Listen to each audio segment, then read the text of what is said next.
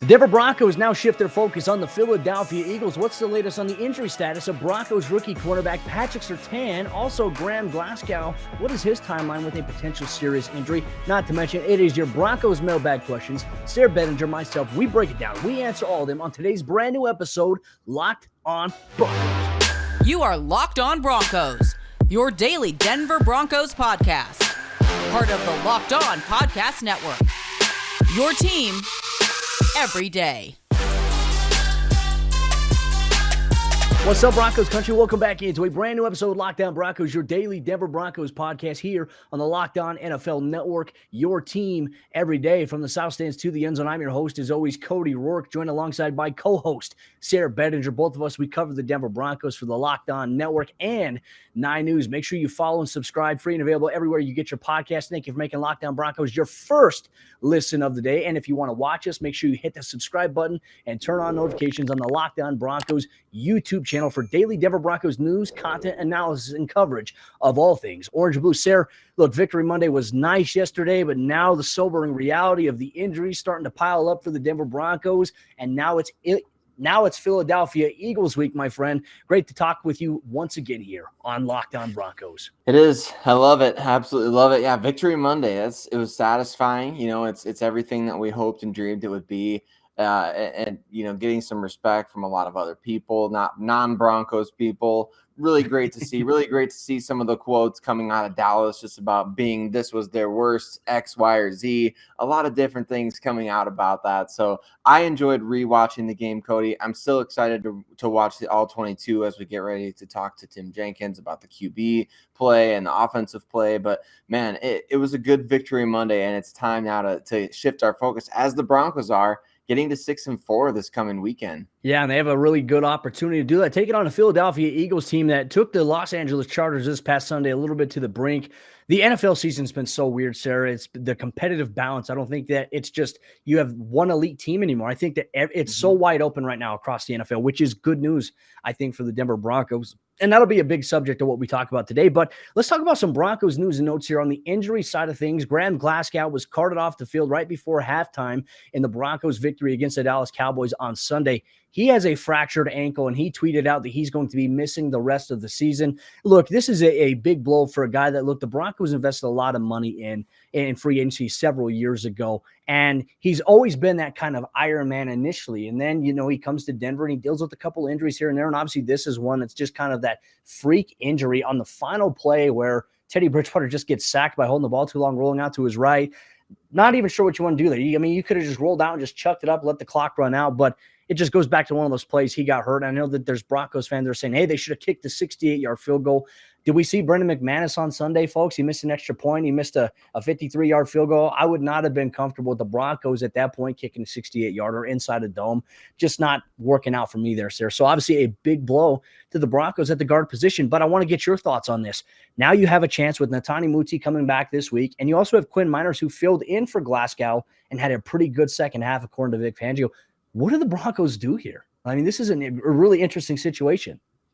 It is. It's definitely not ideal to lose one of your starting 5 offensive linemen, right? The guys that you go into the season, you're banking on them kind of being your unit throughout the year. Dalton Reisner even spoke to the media on Monday and just talked about the things that Graham Glasgow brings to the unit off the field and in the film room, and the things that he does to mentor the younger guys, and just having that veteran presence is super critical for them. So I think in that regard, Cody, it's really disappointing. It's really disappointing to just kind of see a long line of Denver Broncos big money free agent offensive lineman signings just not working out. I mean, I don't have a list of them sitting right here in front of me, but just recently you could talk about obviously Glasgow. You could look at Jawan James. You could look at Ronald Leary. You could go back to Donald Stevenson, who was a little bit less money, Menelik Watson.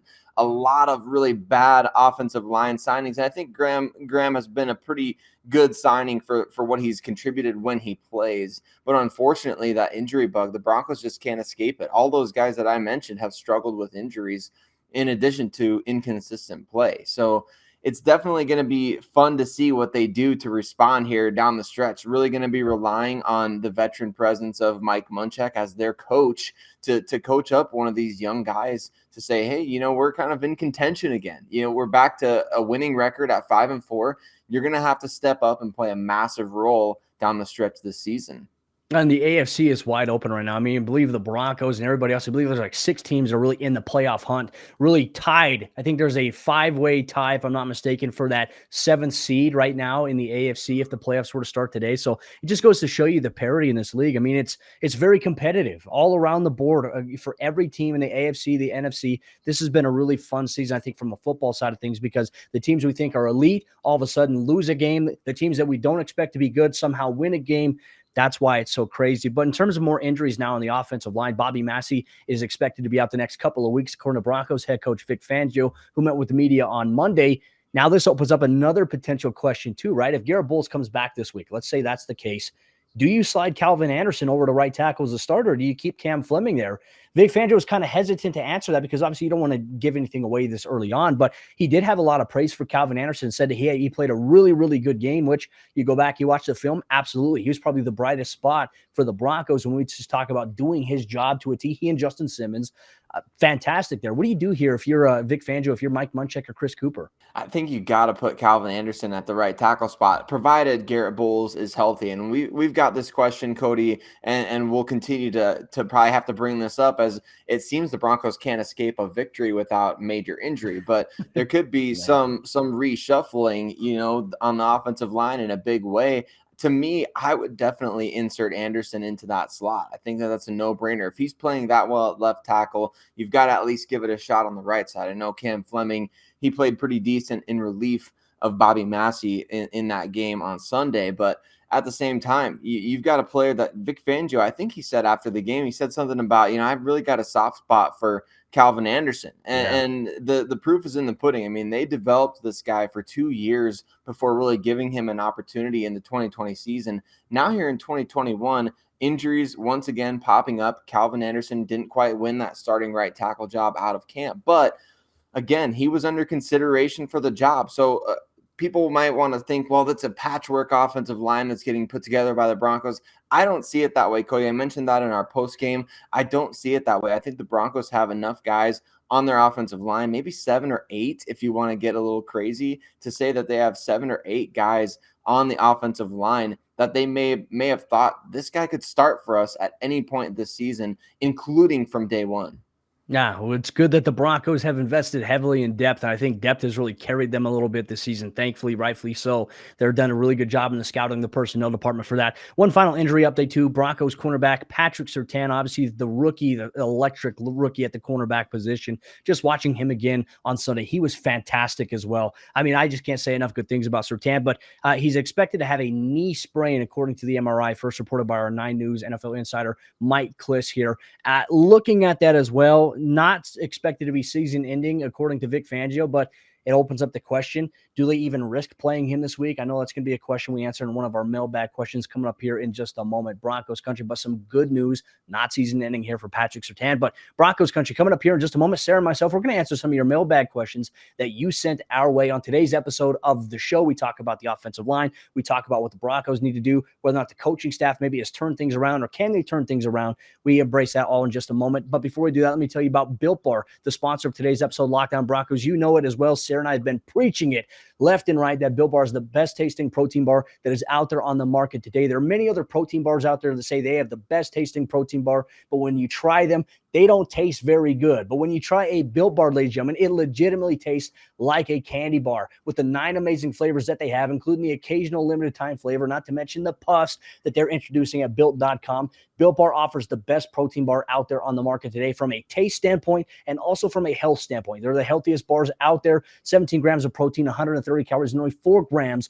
of sugar. That is tremendous value for something that tastes and is covered in 100% chocolate and tastes just like a candy bar. So check it out today at Built.com. I want you and your family to get a box to try it ahead of Thanksgiving, ahead of Christmas. Built Bar is the perfect complement for your dessert that you're going to have, or if you need something that's going to give you a little bit of a boost throughout the day. Built Bar is where you need to go. Go to Built.com, and when you go to checkout, make sure you use promo code LOCK15. That's going to take 15% off your order today. Once again, promo code LOCK15 gets you 15% off at built.com.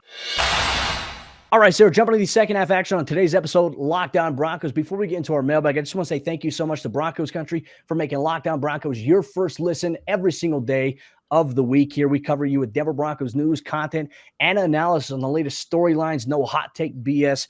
Sarah and I do a pretty good job of doing that, and we love interacting with all of you in the comment section down below. So thank you for taking time out of your day every day to listen to Sarah and I talk about the team that you root for on Sundays. Opening things up now for our Broncos mailbag. We took it to Twitter. We got some emails in, Sarah, and I wanted to open things up here with Tyler Bogart at Tyler Bogart7 on Twitter. He said, Jonathan Cooper with 2 sacks in his first regular season start. Can we finally acknowledge it as a home run 7th round pick? All we heard in the preseason was it doesn't mean anything until he does it in real games. So, Sarah, I think obviously for him, his first real game action, he comes in as a starter and he lights it up. I mean, he stood out in a big way. And I believe it was you that said something as well about his bend, the way that we've seen him bend around a tackle too, a pretty good offensive tackle. I was really impressed with Jonathan Cooper, his explosiveness, 7th round pick. I mean, I do agree. I do think that right now, based on the early returns there, easy to say that maybe George Paton found a home run pick in the 7th round. He really did. And it goes back to the circumstances surrounding his career at Ohio State being super odd and unconventional. A lot of times guys come into Ohio State, they're just immediately, boom, they're superstars overnight. We look at guys like, the Bosa brothers. You got Chase Young. You've got plenty of other guys, even on the Denver Broncos' own roster right now. Draymond Jones, namely, who was a guy who kind of emerged late. And I think that's what really sunk Jonathan Cooper's draft status. He was behind Chase Young early on, then had some injuries, got behind some other guys. Definitely in his senior season, which borderline almost didn't have a season in the pandemic in 2020. In his senior season, really started to emerge late. And then in that playoff run, the postseason run, it was him and Baron Browning and a number of others that they were just dominating for that Ohio State defense. Then he goes and has an amazing Senior Bowl. And we see him do the same thing in preseason play for the Denver Broncos that he did for Ohio State in the playoff, that he did for the Senior Bowl and in the preseason. Now he's doing it in the regular season, Cody. That's the proof is in the pudding at this point. Jonathan Cooper has been pretty consistent now, not just in terms of what we're seeing, when he's getting opportunities in regular season action, but man, he did this in preseason. He did it at the Senior Bowl. He was doing it at the end of his time at Ohio State. He's really been on a positive trajectory that's lasted now almost an entire calendar year. So I think it's safe to say home run draft pick by George Paton and the Denver Broncos. Well, and he put a lot of pressure on himself, too, coming into the game against the Dallas Cowboys with the departure of Von Miller. He says, I have to take it upon myself to really step up and to do something. He's like, look, nobody's expecting him to be Von Miller, but the way that he played, look, 2 sacks. I mean, super productive off the edge. And how many times, too, because I feel like this is obviously lost out on it. We didn't spend too much time because there's so much to talk about in the postgame report. But the Broncos got consistent pressure on Dak Prescott. Mm-hmm. I mean, consistent pressure to the point. You had Shelby Harris, who pretty much was hugging Dak Prescott, and he still somehow got out of it. So the pressure was there, but they were playing an elite quarterback who was able to escape some of those contacts and was able to get out. I imagine the Broncos would have had more sacks if it was maybe against a different quarterback, but still, the pressure that they had combined with the coverage was impressive, and Jonathan Cooper was a big part of that. Not to mention, he also had a coverage rep against the tight end on a crossing pattern, and he broke it up. I love seeing that from Jonathan Cooper. He's having fun, and he's got this energy, and these young guys have all of a sudden installed this new sense of life into the Broncos defense, which now the question is, can they maintain that? Which leads us to our next question coming in from Raul. He says, the team played great on Sunday, but more injuries pile up every single week. Is it realistic to expect a win against the Philadelphia Eagles? I'm going to answer this first by just basically saying, look, the NFL week in and week out, you're going to get the best athletes in the entire world on one field together. It doesn't matter about record. And look, I don't think that the Broncos should overlook the Eagles in any way, shape, or form. The Eagles have a pretty solid team. Their defense is very stout. They're aggressive. You have Darius Slay, a multitude of other guys on the defensive interior and also at linebacker, but not to mention, too, Jalen Hurts in that offense. I know they've struggled in the passing department in terms of consistency, but they can run the football really well. And so the Broncos have to come correct. And look, this is a home game, which I was talking with Trey Wingo earlier this week, Sarah, and he had even said that home field advantage right now is non-existent in the NFL. You have a lot of these teams like the LA Rams on Sunday Night Football lost at home to the Tennessee Titans. The Dallas Cowboys lost at home to the Denver Broncos. So home field advantage doesn't necessarily mean much right now in the 2021 season by definition, but I think that you have to come to the mindset focusing on from the player standpoint. Here's what we did well. Here's what we didn't do well. Here's what we need to continue to build on to keep getting better. And here's how we can maybe counter some of the things that they're going to do. I don't know if you can come into this expecting a win because the NFL is so unguaranteed, Sayre. I don't ever like coming into a week saying, okay, hey, the Broncos are going to beat this team. I like to look at the data. I like to look at the film. And then I like to make those decisions based on what we see in the game, whether or not they can adjust. And if they can't, they're either going to win, they're going to lose. That's the weird, nerdy way of looking at it. I'm sure you probably have a different answer than me.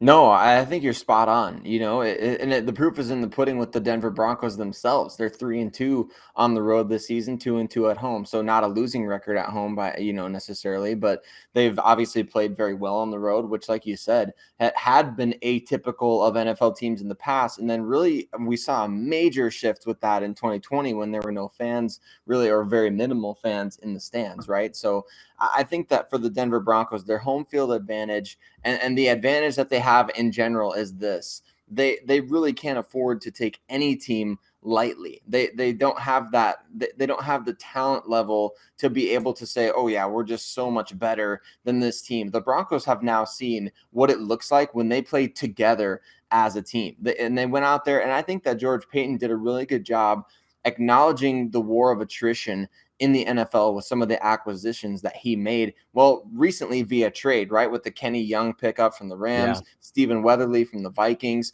Then you look back even further before that, moves that he made, whether via trade or whether waivers or free agency, things like that to get depth guys.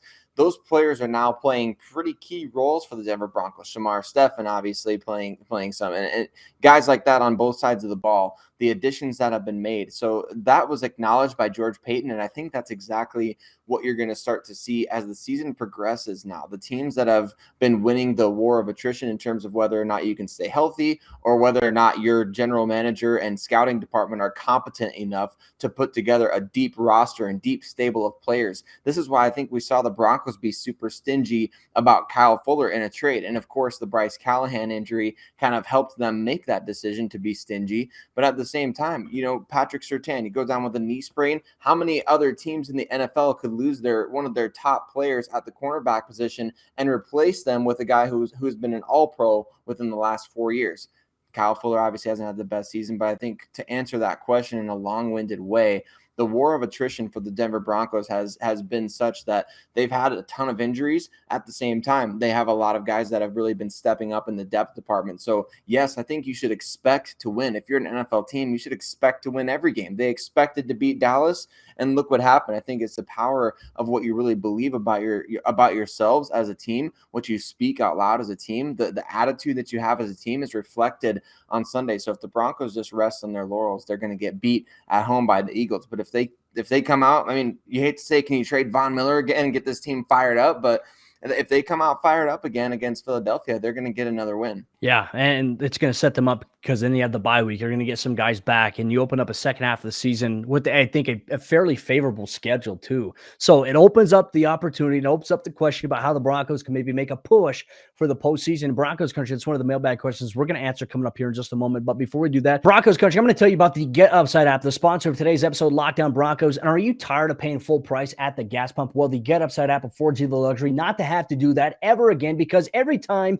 you fill up, they give you 25 cents per gallon cash back every time you fill up at the gas tank. And if you sign up today with the Get Upside app in the Google Play or the App Store, you can get an additional 25 cents per gallon cash back on top of that if you use promo code touchdown. That's up to 50 cents per gallon cash back on your first fill up today at Get Upside. Ladies and gentlemen, you can make up to $200 to $300 a month depending on how often you drive. I drive a lot during this time of the year, as well as the summer when I travel for training camp and everything else that's going on with the Denver Broncos. And you can make up to $200 to $300 back in cash back per month with the Get Upside app today, ladies and gentlemen. And you can cash out really easily by connecting your bank account, your PayPal, Amazon gift cards, or other gift cards or other brands. They make it easy for you to cash out today with the Get Upside app. So download today in the Google Play or the App Store. Use promo code touchdown to get 25 cents per gallon on top of your already 25 cents per gallon cash back that you get on your first tank fill up today with the Get Upside app. All right, Sarah, jumping to the fourth quarter action. Today's episode, Locked On Broncos. Just want to say thank you so much, Broncos Country, for making Locked On Broncos your first listen of the day. Continuing on with our mailbag questions here today. Sarah, one of the questions we had gotten in our mailbag is, how can the Denver Broncos at this point of the season, sitting at 5-4, one game against the Eagles, and then the bye week and a favorable second half schedule, how can the Broncos make a push for a playoff run? Now, I think we have to factor in they had that rough start in terms of conference play in the AFC, losing to the Baltimore Ravens, losing to the Cleveland Browns, losing to the Pittsburgh Steelers. That doesn't bode well for you. Denver has won a lot of their non-conference matchups, so that's not going to do much for you. It's going to help you in the win-loss department, but ultimately, tiebreakers do make sense. The Broncos have yet to play a bulk of their division games. That's set for the second half of the season. In your opinion, Sarah, what do the Broncos have to do to make a push for the postseason with it being so wide open right now in the AFC? It's a great question. It's tough to look in that crystal ball. We've already had 9 games to really evaluate this team, and still, I mean, 5 division games left. Still plenty of work to be done.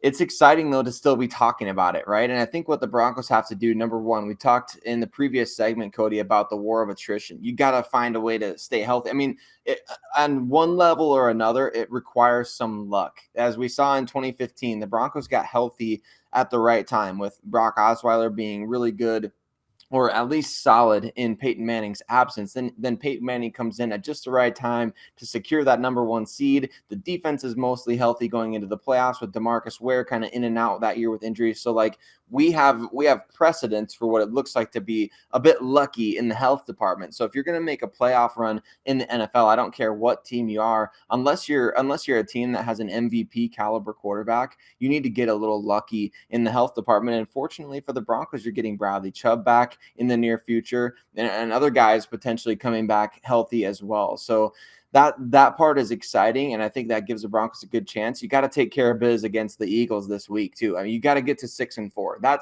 That is critical to me, Cody, in terms of just going into the bye week on a high note. And I think the Broncos are going to be super focused and ready in that regard. So I think you gotta get lucky in the health department. You got to beat the Eagles, and then after that, you got to find a way to at least split the division. They've already lost to the Las Vegas Raiders, so that's going to mean at least going 3-2 in division play over the course of the season, and kind of just seeing what happens around the league. Like, do you get a little bit lucky, with Cleveland maybe losing a couple games, or Pittsburgh or Baltimore or something like that they shouldn't. You're going to need a little bit of luck either way, I think, for any team. And that's with any team. Other teams are looking at the Broncos thinking, man, they need to lose a couple more games. So yeah. I think those are 3 things to me, Cody, that make a lot of sense if they're going to make a playoff run. Well, and I also think too, it's easy when you're an NFL team, right? I think the Broncos sitting at 5-4, and they see that graphic where it says in the playoff hunt, they see Denver there. Everyone is looking at those other teams, and I know I'm guilty of this as well. But I even figure it out too from a coaching standpoint that they're told, and coaches try to remind the players, hey, who do we have to worry about, right? We have to worry about ourselves. And I think that's the biggest thing for the Denver Broncos. And hearing the various post-game interviews from after the Cowboys game, from Shelby Harris, Justin Simmons, from Teddy Bridgewater, saying we just really had to come in and focus on doing what we could do to improve and win. He said, we don't like losing 4 games in a row. We hated it. It was rough for us. But we had to figure out what has to change. What can we each do better? And I think that now you have a multitude of other guys, younger voices stepping up and being leaders. That's good. You don't want to just have one guy be a leader. You want to have a multitude of guys. And look, hats off to Justin Simmons. I thought he took the next step in terms of where he was at on Sunday. That was the most electric and most fired up I think I've ever seen Justin Simmons. Not to say he's not a fired up guy, but he took what the Cowboys are doing. He's taken a lot of these reports that people are saying, and he's heard all the criticism that people have had about his game specifically this year. He's taken that to heart, and he's actually proved everybody wrong. I mean, Brian Baldinger featuring him, he was fantastic in this game. The Broncos defense, for some reason, is playing inspired. And Sarah, I think that for the Broncos, how they can make a push for the playoffs, if the defense can continue to play the way that we've seen them play the last 2 weeks, and if the offense can find that rhythm and find that identity to run the football the way that they did, have that approach and have that desire to say, hey, you know what? It may be 2nd and 17 here, which hopefully is never the case again for the Broncos, but we're going to pound the rock. We're going to run it right at you, and we're going to force you to stack the box, because that's what plays well to Denver's favor. When Denver comes out and they're just super pass happy, it doesn't work out for them. So the offense that we saw on Sunday Can the Broncos build their identity off that? That, in my opinion, is going to help them make a postseason push. There's a lot of games left between now and then, ultimately to be determined. And look, you're going to end, I think, the last 4 weeks, you're going to have 3 divisional games in those last 4 weeks. It's going to be a critical stretch for the Denver Broncos. But Sayre, our final question on today's episode, Lockdown Broncos, our mailbag. We got a question that says, how might the offensive line, with all the injuries in mind, be reshuffled going forward either this week or the rest of the season? I'm going to let you answer this one. It's a good question, I think, because there's a lot of shuffling potentially happening. Garrett Bowles' status against the Philadelphia Eagles in question. Then obviously, we'll be without Bobby Massey for a couple weeks, Graham Glasgow for the rest of the season. So there's definitely some different things at play here when you're looking at, okay, who steps in for Glasgow at the right guard position? How do we address, Bowles at left tackle, replacing him, Massey at right tackle? We alluded to it earlier in the show, Cody, that if Bowles is healthy, I think the no-brainer at this point is to put Calvin Anderson at the right tackle position. And I think right now what things seem to be leaning towards, we've seen Netane Muti get some really, really solid playing time over the last couple seasons with Glasgow's injuries. I think Quinn Meinerz is going to be stepping into that starting right guard spot. And he proved that against the Dallas Cowboys and a very aggressive defensive front for Dallas. He got out, he made some plays out in space. He was exactly what we'd come to expect from him. The belly, the persona that he carries when he's out there, just absolutely driving guys into the ground. So I think that's going to be the alignment for the Denver Broncos over the course of the remainder of this season. If Garrett Bowles is healthy from left to right, I think he's going to be your left tackle. Obviously, Dalton Reisner at left guard and Lloyd Cushenberry at the center spot. But then I think for the remainder of the season, or at least until Bobby Massey gets healthy, and depending on when he's healthy, how Calvin Anderson does, I think your right guard is going to be Quinn Meinerz and right tackle Calvin Anderson. And I think you have some solid depth still with Muti and Cam Fleming at the right tackle position. Again, we'll bring him up on this show. He's the most mentioned Broncos player on Lockdown Broncos, I feel. But that's what I see, Cody. And so I'm interested to know if you have any different thoughts on that, or if you feel like Muti's the right guard, or what your thoughts on that are. Well, I'd say we saw a lot of Netane Muti, and I think that it is time for Quinn Meinerz to get some opportunity there with Glasgow's injury. It's the opportunity that presented itself because this is a George Paton guy. This is somebody that George Paton went out and get. And so far, we've seen George Paton, he's inserted these guys, he's got them, and the coaching staff's obviously put him in a position to get in the game, and they've contributed. So why not? And some of the things that Meinerz did on Sunday against the Cowboys was very impressive. His block on the pull play to get Javonte Williams on what's probably going to be the win of the angry run of the week on Good Morning Football. In my opinion, Sayre, I look at those things right there and say, okay, hey, you got to give this guy an opportunity because you drafted him in the 3rd round for a reason. Go out there and see what he can do. And if he can continue to build on that performance the way that he did against the Cowboys, against a good Dallas Cowboys defense, as you mentioned, I think that absolutely you got to have a chance to look at the future right now. And then with Calvin Anderson, if in fact Bowles is healthy, slide him over to right tackle right now and see what he can do. I mean, I think that was really the issue. We saw Bobby Massey and Calvin Anderson working at right tackle. And I think it's easy to say Calvin looks super comfortable at left. Don't get me wrong on that. But he also has to be able to do that on the right. And if he does it on the right, Sayre, he puts himself in a position to get paid by the Broncos, because if you can play a multitude of positions in the NFL today, you are extremely coveted and you are extremely valued by many NFL teams. I think George Paton respects that, and I think he values that as well. So that is a fantastic question here from Broncos Country and our Broncos Mailbag. And that's going to wrap up today's episode. Lockdown Broncos, available on your favorite podcasting provider. Not to mention, we're available on YouTube. You can watch us on your TV, your phone, your tablet. We're everywhere. And make sure you hit that subscribe button, turn on notifications so you never miss out on all the action. But Sayre Bedinger and myself, we're going to be back tomorrow. And guess who we're going to bring on the show? Ladies and gentlemen, we're going to talk with Tim Jenkins, as he has a lot of raving reviews about Pat Shurmur, Teddy Bridgewater, and the Broncos offense. He was very surprised. Can't wait for his insight. We get that on tomorrow's episode. Locked on Broncos.